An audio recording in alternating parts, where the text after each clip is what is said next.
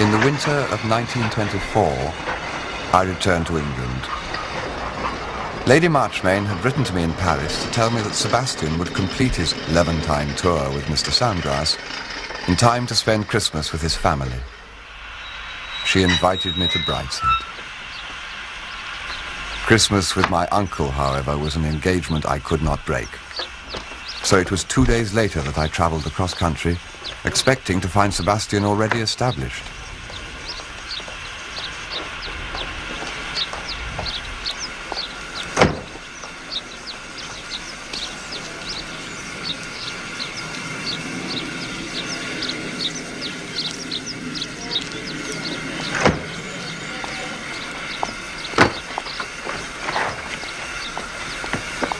Thank you. And those two over there, if you would be so kind. No. Those two over there. Charles, Happy Christmas. Or should I say Happy New Year? Happy New Year, Mr. Sandgrass. Sebastian, what are you doing on the train? I thought you were going to be home for Christmas. There was a delay. It was the luggage. Mr. Atkinson at Cook's promised it would arrive by the 24th, but unfortunately... yes, thank you. How was Egypt? Yes, that's there. I'll tell you later. Happy New Year. This one is when we reached the top of the pass.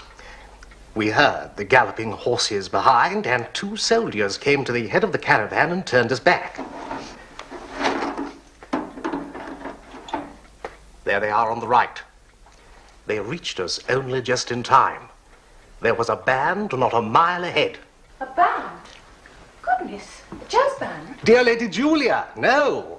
I suppose the sort of folk music you get in those parts is very monotonous. Dear Lady Marchmain, a band of brigands.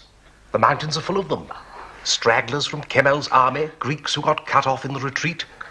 Very desperate fellows, I assure you. Do pinch me. So you never got to wherever it was? Weren't you terribly disappointed, Sebastian? Me? Me? Oh, I don't think I was there that day. Was that Sammy? That was the day you were ill. Yes, that was the day that I was ill. So I shouldn't have got to wherever it was.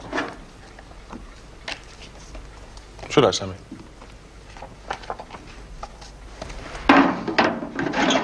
Sorry. Now, this, Lady Marchmain, was our Turkish cook, Ali Torkat. That's him on the left. That's me at Damascus. That's me with a rather tiresome Turkish youth.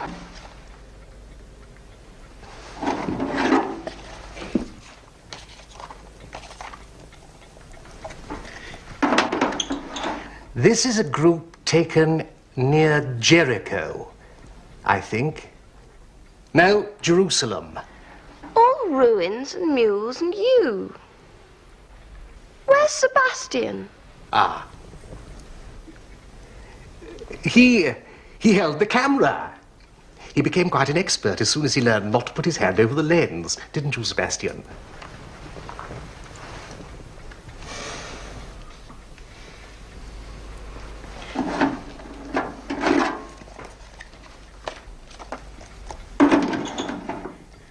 This is us, taken by a street photographer in Beirut. There's Sebastian. Goodness, isn't that Anthony Blanche? Yes, we saw quite a lot of him. Met him by chance at Constantinople. A delightful companion. I can't think how I miss knowing him. Here we are again at Crac des Chevaliers. There's Anthony again. Yes, he came with us all the way to Beirut. Well, that's it, I'm afraid.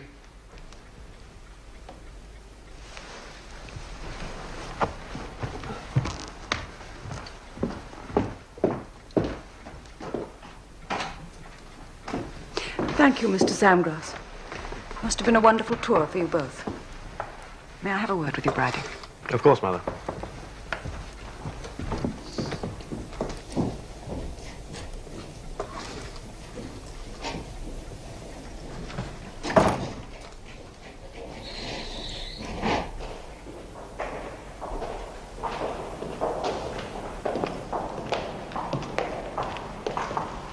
It must have been an extraordinary trip.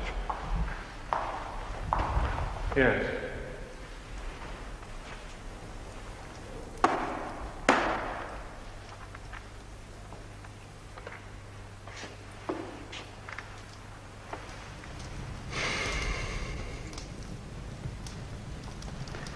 Did you ride a camel? I don't know, probably.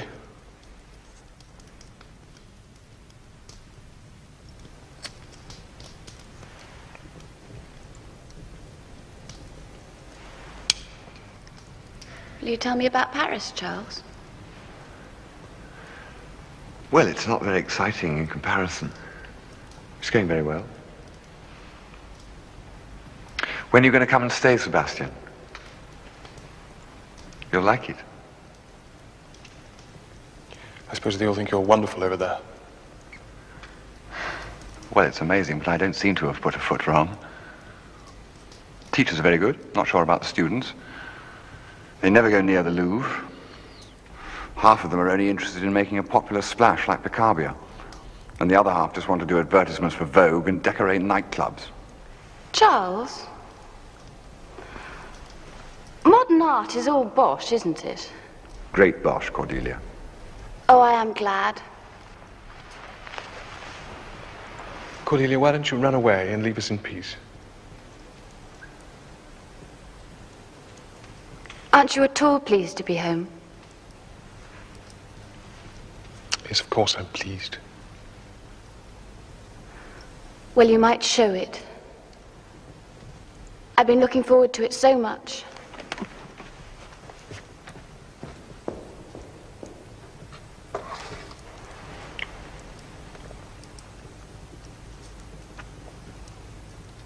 How extraordinary you're running into Anthony Blanche.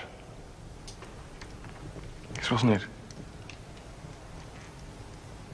Dear old Antoine. Quite like old times.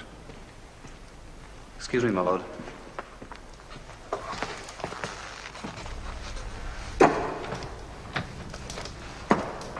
I say, where's the cocktail tray? Isn't it time they brought it in? It's still a bit early.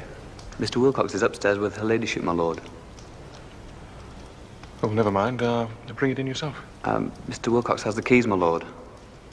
Well, send him in the moment he comes down. Very good, my lord.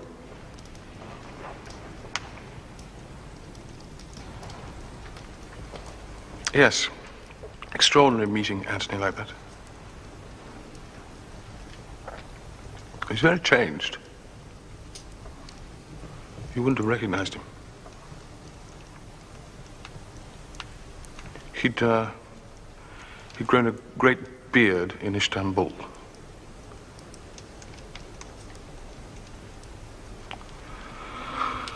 Oh, where the hell is Wilcox?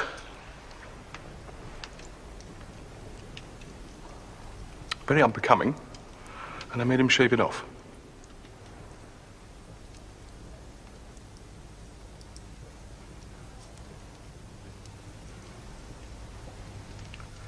Well, I don't think I want a cocktail anyway.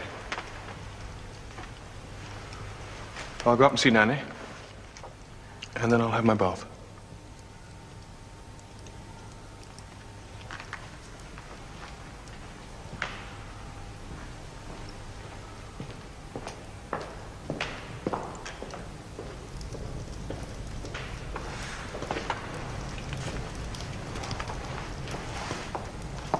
Ah, Charles, can you give me a moment? There's something I've got to explain. Of course. Mother's given orders that no drinks are to be left in any of the rooms. You'll understand why. If you want anything, ring and ask Wilcox. Only best wait until you're on your own. I'm sorry, but there it is. Is that really necessary? I gather very necessary. You may or may not have heard. Sebastian had another outbreak when he got back to England. He was lost over Christmas. Mr. Samgrass only found him yesterday evening. I guess something of the sort must have happened. But you sure this is the best way of dealing with it? It's my mother's way.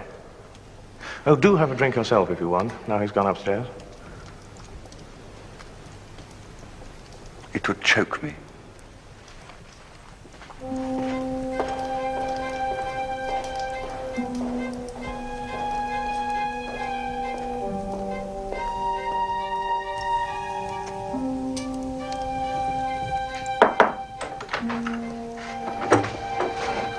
Hello, Nanny. I was looking for Sebastian. I thought he might be here. I told him he was looking peaky. All that foreign food, I don't suppose it agreed with him. He looked as though he'd been having some late nights too, by the look of his eyes. Dancing, I suppose.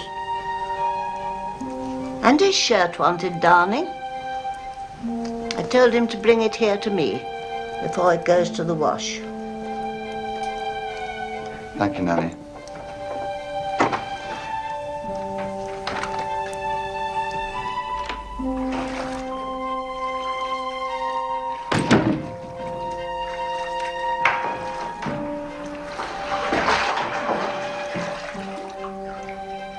Oh, it's you. You gave me a fright. So you got a drink? You know what you mean? Oh, come on. You don't have to pretend with me. You might offer me one. Just a little something I had in my flask. It's empty now. What's going on? Nothing. A lot. I'll tell you sometime. Well, I better go and get changed.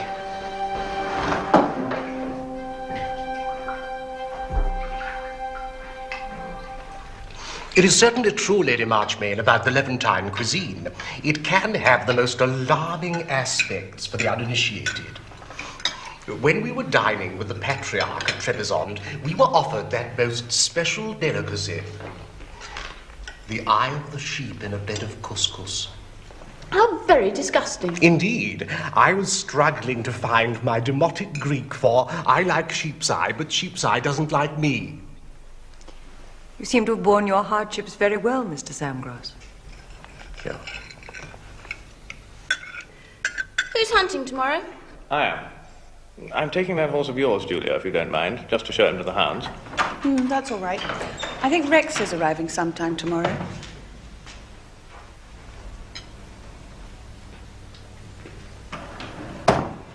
I suppose I better stay in and see him.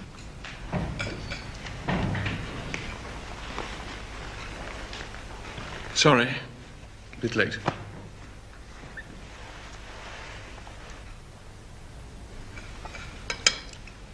I promised an outing on Mr. Beelzebub tomorrow. Really, Cordelia, what an unfortunate name for a pony. You don't get the point, Mummy. Sister Bridget said that if you can ride the devil, you can ride anything.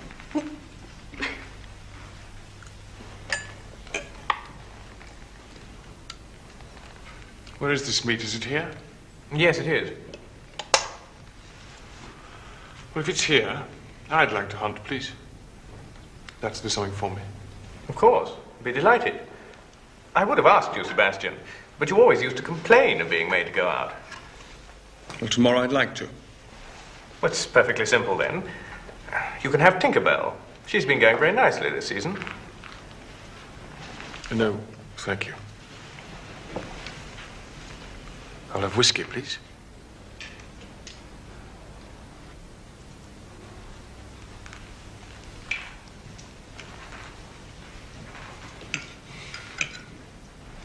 I'm so glad you're going out tomorrow, Sebastian.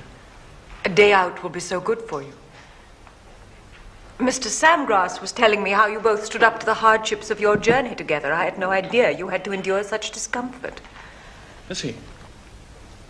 I was explaining about the time we were held at the Turkish border and had to share the guard's supper. Don't you remember? Oh, yes, of course.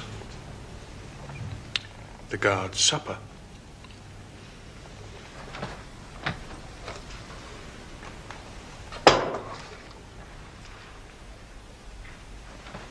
Are you going to chapel tonight, Mummy?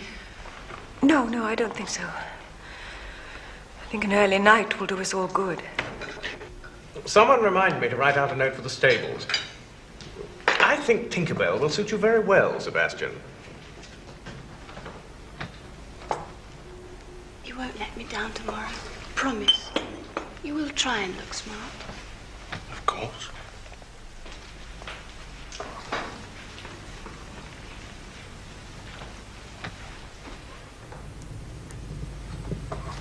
I rather wish I was coming out with you tomorrow. You wouldn't see much sport.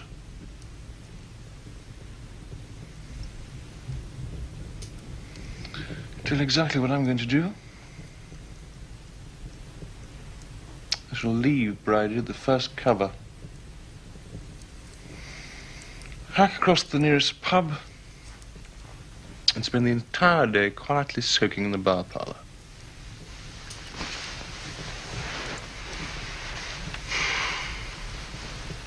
You treat me like a dipsomaniac, and bloody well have a dipsomaniac. I hate hunting anyway. Well, I can't stop you.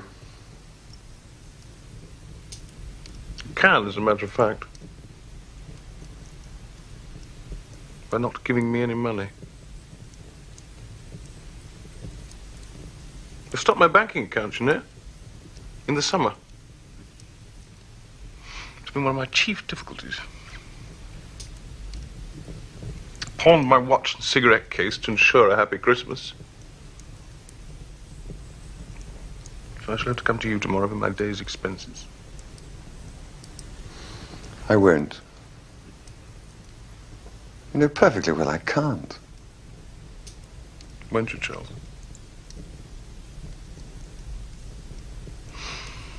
Oh, well, I dare say I'll manage on my own somehow. I got pretty clever at that recently. Managing on my own. I've had to. Sebastian, what have you and Mr. Samgrass been up to? He told you at dinner. Ruins and guides and mules. That's what Sammy's been up to. And you? I suppose I may as well tell you. Since he unfortunately seems to have been very indiscreet about my happy Christmas, I gave Sammy the slip.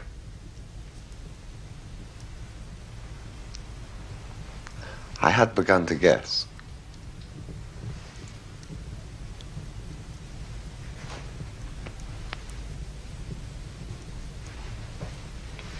I got lucky at cards in Constantinople. And I was just enjoying a very happy hour in a bar when who should walk in but Anthony Blanche. With the beard and a very pretty little Jew boy. Anthony lent me a tenner to help me escape. Just before Sammy came panting in to recapture me. After that, he wouldn't let me out of his sight. But in Athens, it was easy. We were staying at the legation. One day after lunch, I simply walked out. Cashed the money at Cook's. Found a sailor who spoke American. Lay up with him till the ship sailed and popped back to Constantinople. That was that. And didn't Sammy mind? Oh, he was a bit anxious at first. I didn't want to get the entire Mediterranean fleet out, so I cabled him saying, "Oh, quite well. Please send half the money to the Ottoman Bank and keep the rest for yourself." Poor old Sammy. Poor old Sammy. I almost feel sorry for him. In the end, I think he quite enjoyed himself. In his own ghastly little way. So here I am. After Christmas? Yes. I was determined to have a happy Christmas. Did you? I think so. Don't remember much about it. It's always a good sign, isn't it?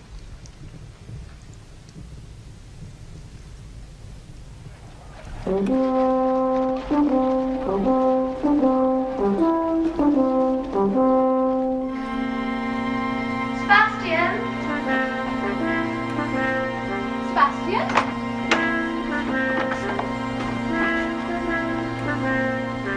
You can't go dressed like that. Do go and change. You look so lovely in your hunting clothes. They're all locked away somewhere. Gibbs couldn't find them. That's a fib. I helped get them out myself before you were called. You promised me. Well, there are all sorts of bits missing. Well, it just encourages the Strickland Venables. They've been behaving rottenly. They've even taken their grooms out of top hats.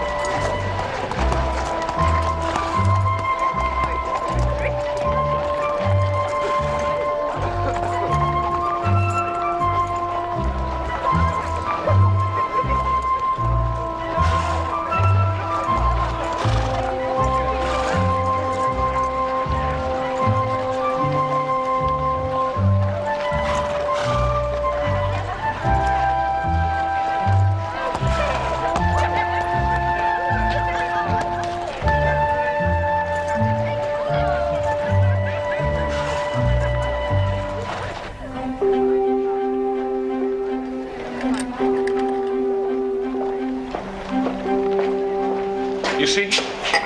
They won't even trust me that far. It's they who are mad, not me. What are you? Now you can't refuse me money.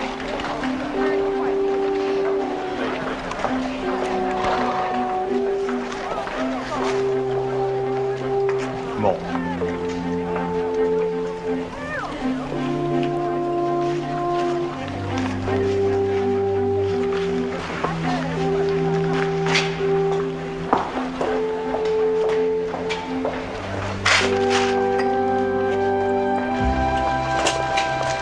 Sebastian, lunch.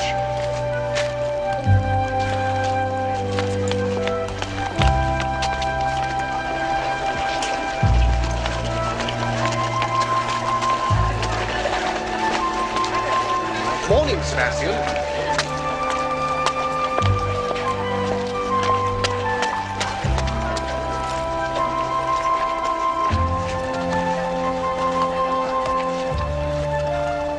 So Sebastian is in pursuit of a fox, and our little problem is shelved for an hour or two.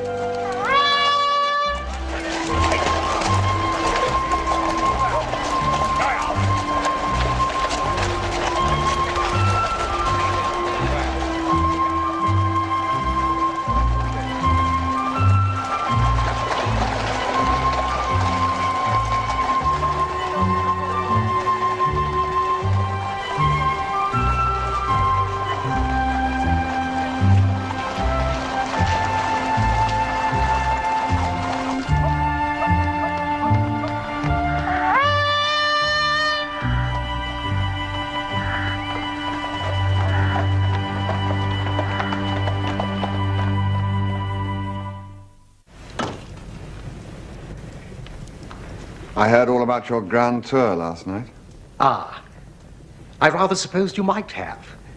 I did not harrow our hostess with all that. After all, it turned out far better than anyone had any right to expect. I did feel, however, that some explanation was due to her for Sebastian's Christmas festivities. You may have observed last night that there were certain precautions.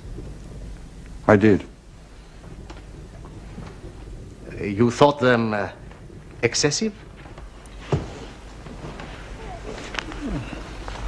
I am with you, particularly as they tend to compromise the comfort of our own little visit. I have seen Lady Marchmain this morning. You must not suppose I am just out of bed. I have had a little talk upstairs with our hostess. I think we may hope for some relaxation tonight. Yesterday was not an evening that any of us would wish to have repeated. I'm not sure that tonight is quite the time to start the relaxation. Sebastian can come to no mischief today. For one thing, he has no money. I happen to know. I saw to it. I even have his watch and cigarette case upstairs. He will be quite harmless. As long as no one is so wicked as to give him any.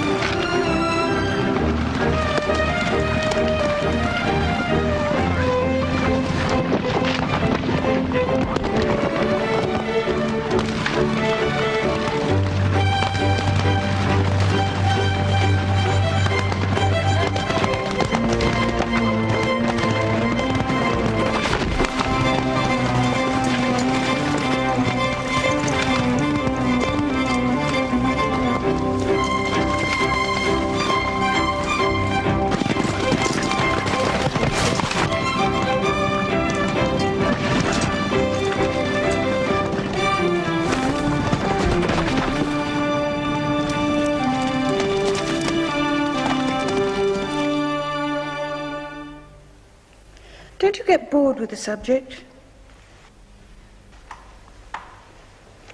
Why must everyone make such a thing about it? Because we're fond of him. Well, I'm fond of him too. In a way, I suppose. Only I wish he'd behaved like anyone else. I grew up with one family skeleton, you know, Papa. Not to be talked of in front of the servants, not to be talked of in front of us when we were children. If Mum is going to start making a skeleton out of Sebastian, it's too much. If he wants to be always tight, why doesn't he go off to Kenya or somewhere where it doesn't matter? Why does it matter less being unhappy in Kenya than anywhere else? Don't pretend to be stupid, Charles. You understand perfectly. You mean there won't be so many embarrassing situations for you?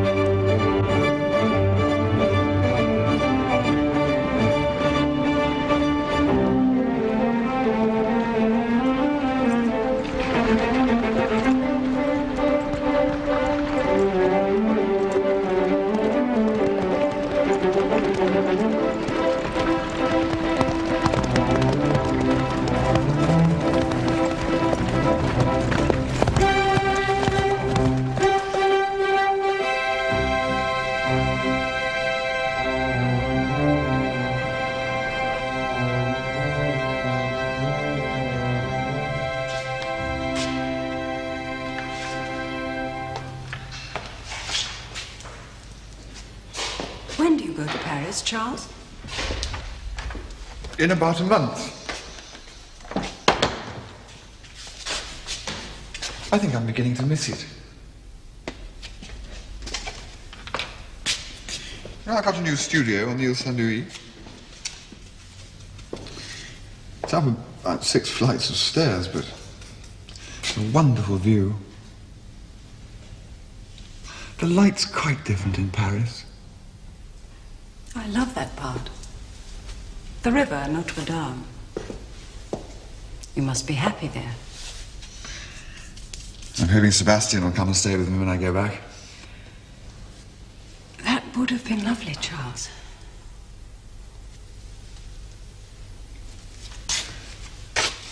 I hope you'll be coming to stay with me in London. You know that's impossible. London is the worst place. Even Mr. Samgrass couldn't find him there. We have no secrets in this house. He was lost, you know, all through Christmas. Mr. Samgrass only found him because he couldn't pay the bill where he was, so they had to telephone our house. It's too horrible. No, London is impossible. He can't behave himself here with us. We shall have to keep him healthy and happy here for a while, and then send him abroad again with Mr. Samgrass. You see, I've been through all this before.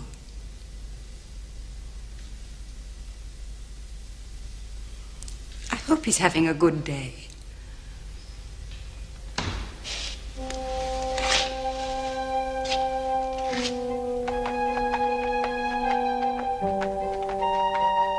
The retort was there, unspoken, well understood by both of us. You couldn't keep your husband, he ran away. So will Sebastian, because they both hate you. Thus, with Julia and Lady Marchmain, I reached deadlock. Not because we failed to understand one another, but because we understood too well. The subject was everywhere in the house, like a fire deep in the hold of a ship. I do think that we'll find. Yes, that's the reference. Yes, it's true.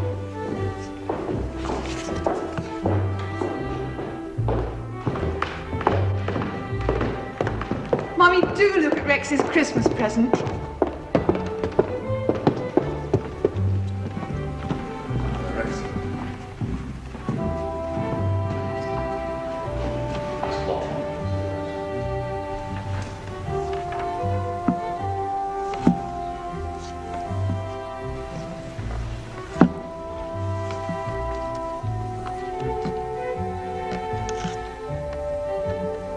Dear me. Wonder if it eats the same kind of thing as an ordinary tortoise. What will you do when it's dead? Can you have another tortoise fitted into the shell? This slightly obscene object became a memorable part of the evening. One of those needle hooks of experience which catch the attention when larger matters are at stake and remain in the mind when they are forgotten. So that years later it is a bit of gilding, or a certain smell, or the tone of a clock ticking, which recall one to a tragedy. I hope it's dipsomania. That's simply a great misfortune we must all help him bear. What I used to fear was that he just got drunk deliberately, when he liked and because he liked. But that's exactly what he did. That's what we both did. That's what he does with me now. I can keep him to that if only your mother would trust me. If you worry him with keepers and cures, he'll be a physical wreck in a few years. There's nothing wrong in being a physical wreck, you know. There's no moral obligation to become master of foxhounds, or postmaster general, or to live to walk 10 miles at 80. Wrong, moral obligation. Now you're back on religion. I never left it. Do you know, Bridie, if ever I thought about becoming a Catholic, I'd only have to talk to you for 5 minutes to be cured. You managed to reduce what seemed quite sensible proposition to stark nonsense. It's odd you should say that. I've heard it before from other people. It's one of the reasons why I don't think I should have made a good priest. It's something in the way my mind works, I suppose.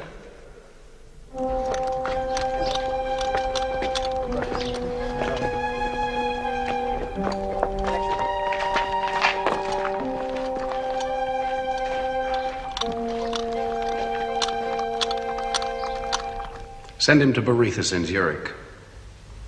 Boreas is the man.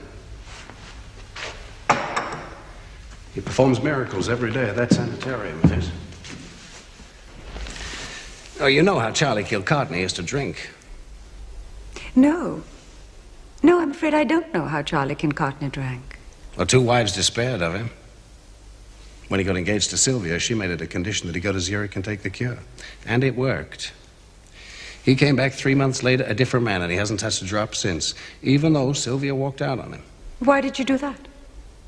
Well, Charlie got to be a bit of a ball when he stopped drinking. But that's not the point of the story. No, I suppose really it's meant to be an encouraging story. He takes sex cases, too, you know. Oh dear, what very peculiar friends poor Sebastian will make in Zurich. He's booked up for months ahead. But I think he might find room if I asked him. I could telephone him from here tonight. I'll think about it. Fine. Hello.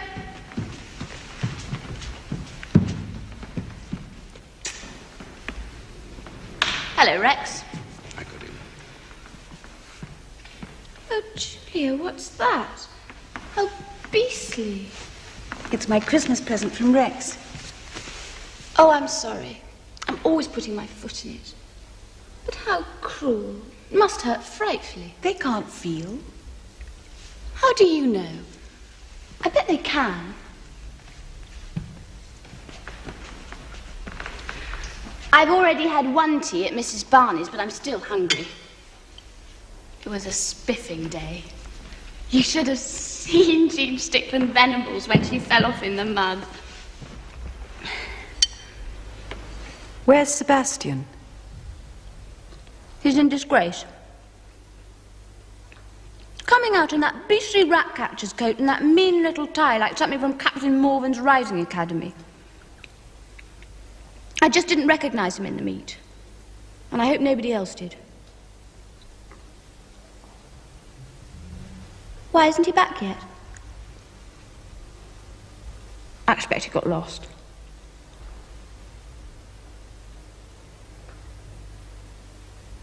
Poor little thing in that horrid quarters. What do we do? I will do. You say we. Thank you.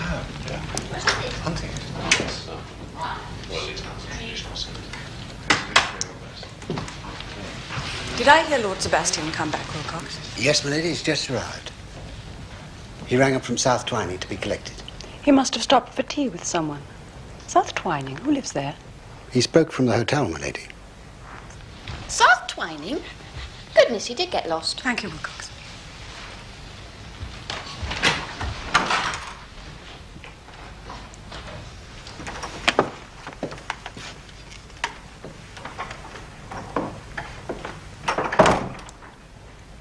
Dear boy, how nice to see you looking so well again.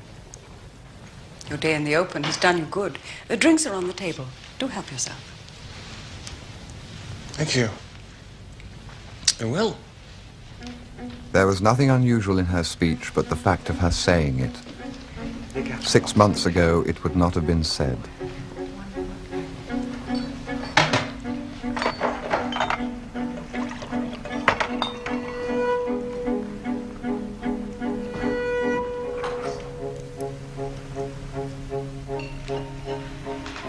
It's that horse of yours, Bridie. It's no damn use.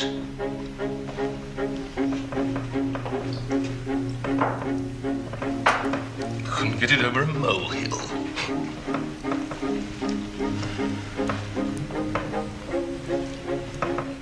You expect me to keep up with the rest of the field? Even if I wanted to.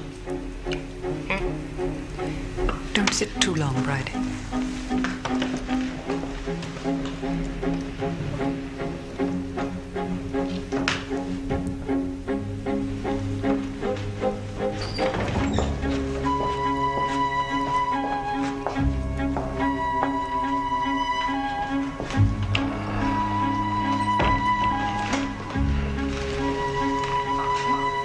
Shall I serve the port, my lord? Yes, thank you.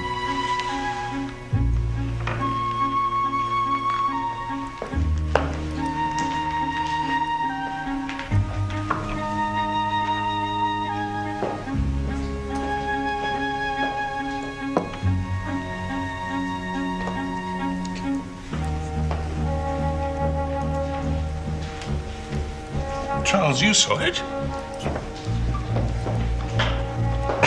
You That's how pathetic it was.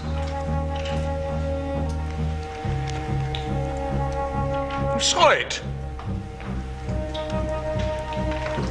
A blow, expected, repeated, falling on a bruise, with no smart or shock of surprise.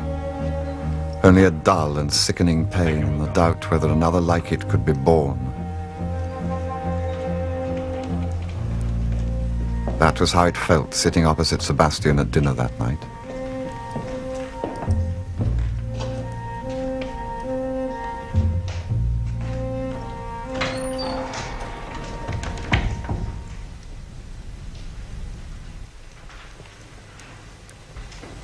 You'd best go to bed, Sebastian.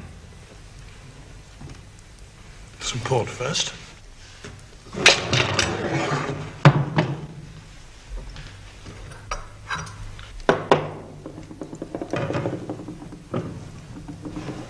Have some port if you want it, but don't come into the drawing room.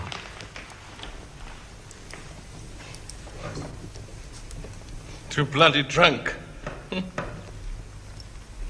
Like olden times.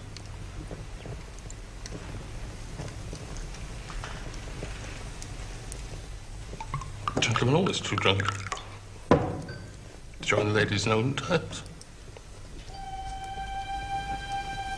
April 26th.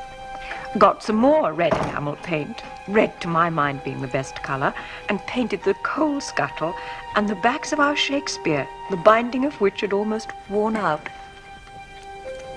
Sebastian's gone to bed. I think we should go too. Cordelia? Julia? Oh, not just yet, Mummy. I'm staying up for a little. Come up and see me before you go to bed. I shan't be asleep. Good night, Rex. Good night, Lady Marchmain. Good night, Mother. Good night. Lady Marchmain, thank you for reading so delightfully. Good night, Mr. Sambrose. Good night, Charles. Good night, Lady Marchmain. Good night, Charles. Good night, Cordelia. Mr. Sandgrass, are you coming? Oh, yes, indeed. I'm more than ready. Good night. Good night. Good night. Good night.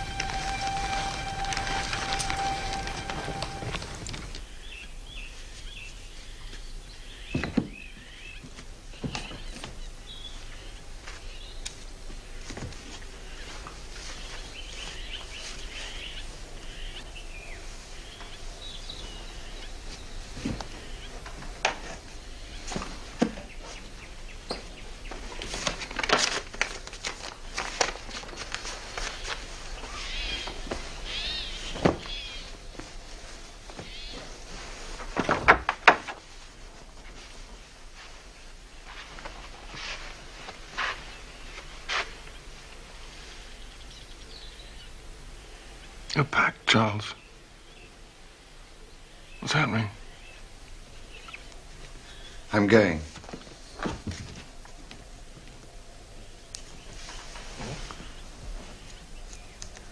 Tell me honestly.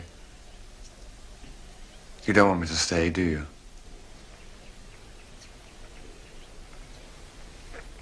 No, Charles.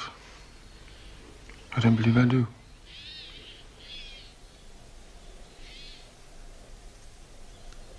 I'm no help, am I?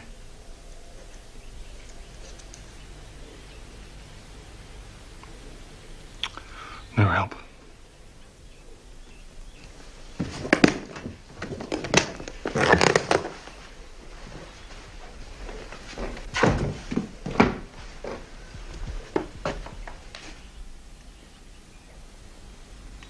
I better go and say goodbye to your mother.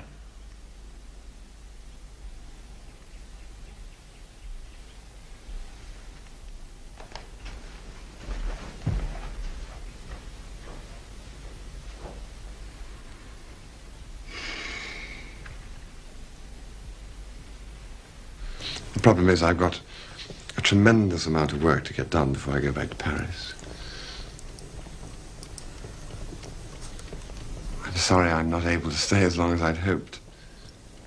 And I hope you'll forgive me rushing off like this. Well, then it's goodbye, Charles. Goodbye, Lady Marchmain. Thank you very much for having me to stay. Charles, there's something I must ask you.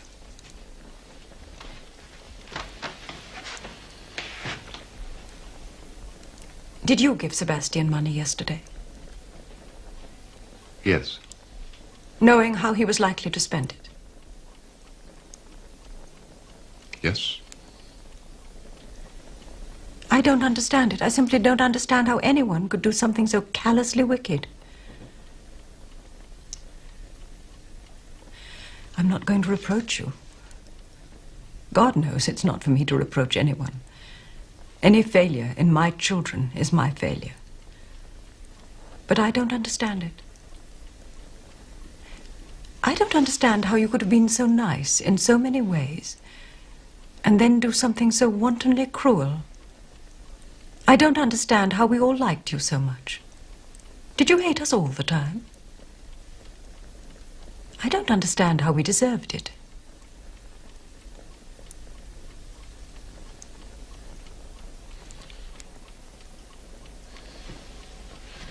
Goodbye.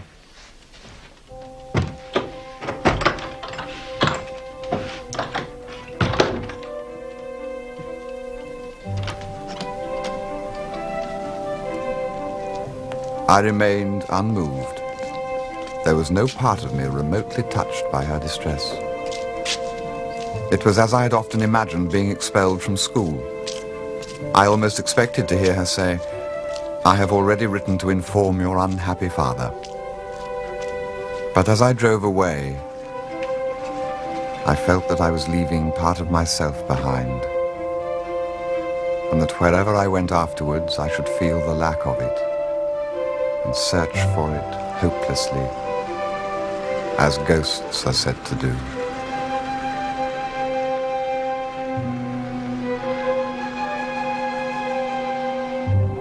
I shall never go back, I said to myself. A door had shut, the low door in the wall I had sought and found at Oxford. Open it now and I should find no enchanted garden. I had come to the surface into the light of common day after a long captivity in the sunless coral palaces and waving forests of the ocean bed. I have left behind illusion, I said to myself. Henceforth, I live in a world of 3 dimensions with the aid of my 5 senses. I have since learned that there is no such world.